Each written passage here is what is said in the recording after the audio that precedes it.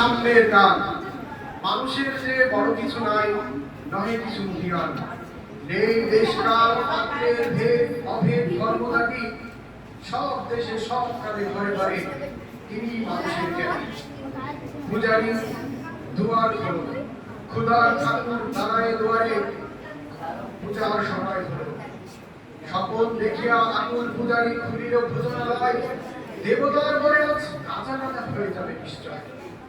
জীর্ণ বস্ত্র শীর্ণ পাত্র কোথায় কণ্ঠক্ষীণ, ডাকিল পান্থ তার হলো বাবা, খাই দিব 7 দিন।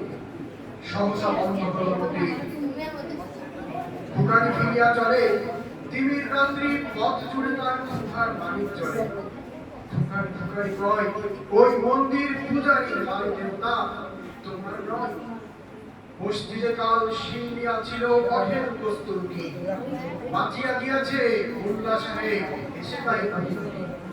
এমন সময় এলো মুসাফির গায়ে আজানের চিহ্ন, বলে বাবা আমি ফাঁকা আছি, আজ নিয়ে 7 দিন। তেরিয়া হইয়া হাকিল মোল্লা ফেলা হলো দেখি দেখা, ঢুকা আছিস বরকে ভাগারে গিয়ে, নামাজ পড়িস বেটা? ফুকারি কহিল না বাবা।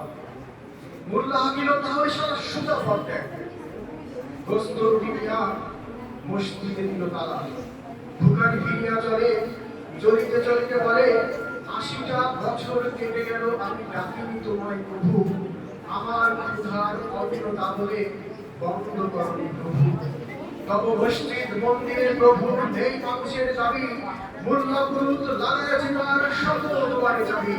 কোথা তেত্রিশ গজনী মাহমুদ, কোথায় কালা পাহাড়, ভেঙে ফেল ওই ভজনালয়ের জগতার মাদার। খোদার ঘরে কপাট লাগায় কেনায় সেখানে তারা, সব দ্বারকে খোলা হবে জ্বালা, হাতুড়ি সাবন জ্বালা। হাই রে ভজনালয়, হাই রে ভজনালয়, তোমার মিনারে চড়িয়া ভণ্ড গাহে সাধ্যের জয়। ধন্যবাদ।